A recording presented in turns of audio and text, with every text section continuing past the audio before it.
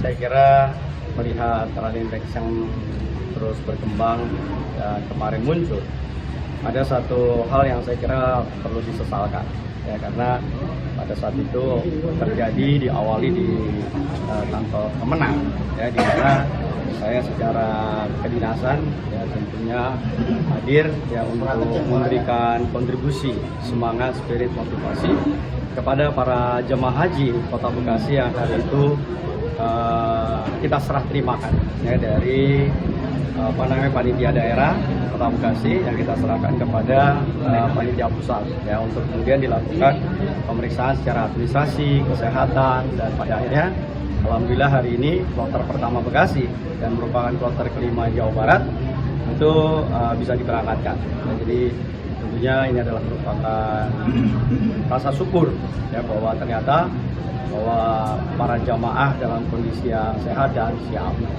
Setelah kejadian itu tentunya itu tadi ya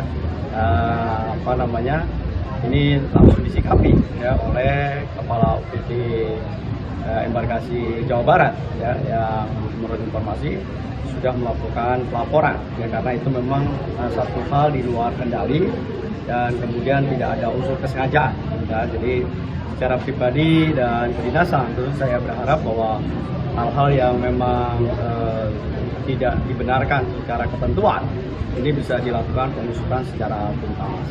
Ada dugaan sabotase? Saya kira apapun nanti kita serahkan kepada yang berwenang ya karena kan perlu pendalaman, perlu pengumpulan bukti dan lain sebagainya. Tetapi yang jelas bahwa dari hasil yang disampaikan oleh UPT Kepala UPT Embarkasi Haji Jakarta Bekasi dinyatakan bahwa itu tidak ada unsur kesengajaan karena teman-teman yang berada di sana pun juga cukup kaget karena kemudian justru laporan itu adalah dari masyarakat yang berada di luar gedung.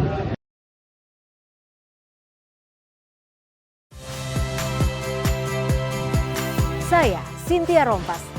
Saksikan program-program Kompas TV melalui siaran digital, pay TV, dan media streaming lainnya. Kompas TV, independen, terpercaya.